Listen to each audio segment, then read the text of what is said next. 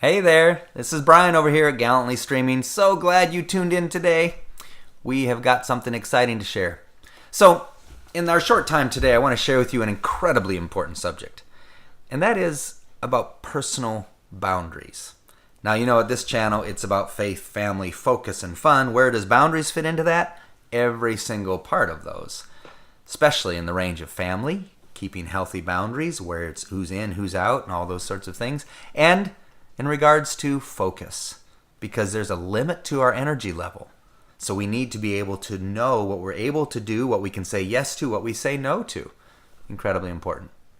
So I wanted to share with you some of the things that my wife and I have learned specifically, especially in the wake of our car accident. Some of you may not know, new to this channel, but we lost our first two children in a horrendous car accident many years ago. And it has completely changed our relationship, our life, our faith, all of it. And I'll talk about that another time in the future. But today's about boundaries. And I've noticed that a lot of people don't do well with boundaries. And because of that, they end up breaking. Now, boundaries, just for an example, might be a good way to think of us like a rubber band. You know, a rubber band has certain width and length, and the space in between this rubber band, of course, is fluid. It can change. And there's some interesting things about a rubber band. Obviously, it can stretch, right? You can get stretched. But what happens if you extend that stretch and you do it too long? Well, of course, you can have a big problem. You can end up stretching the rubber band. Or, more likely, what happens if it's stretched beyond what it can handle? And it goes farther and farther and farther until what? And I know you're starting to cringe. What's going to happen if I keep stretching this? Ow! Ow. I didn't try that. Ow. So it snaps. And it hurts. Now you can imagine how my finger's still hurting. Until what? And I know you're starting to cringe. What's going to happen if I keep stretching this? Ow! I didn't try that. Ow. So it snaps. And it hurts from this little thing. But what happens when you get a bigger rubber band and you stretch more and more? Or how about this? Ha! Any of you been doing this before? Where you take a rubber band and you shoot. Boom! All right? I didn't shoot the camera. I would have knocked it over because that's a pretty powerful rubber band. But think about it. The space in between. The boundary. You know, our lives are a lot like this. We get pulled.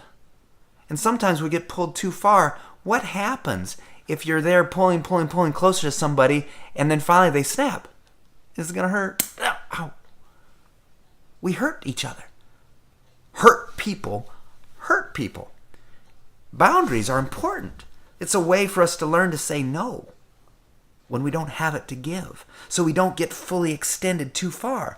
It's a way for us to say yes so that we can go into someone's life and to bless them and to be there to care for them, but without extending too much. So it's a huge subject.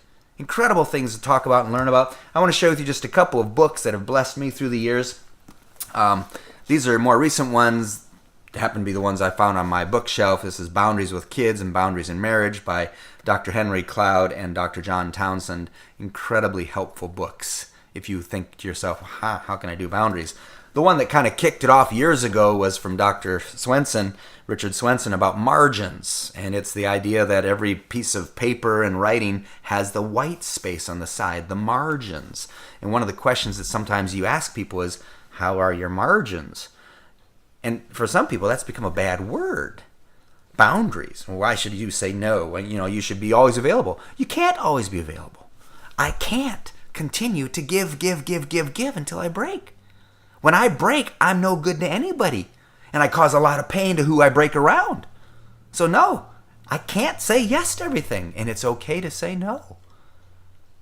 You need to think of margins more as like reserves. That as we live a balanced life with God, with family, with faith, with our bodies, talking about health and time management, whatever it may be, then you have reserves so that you can give when you're called upon to give.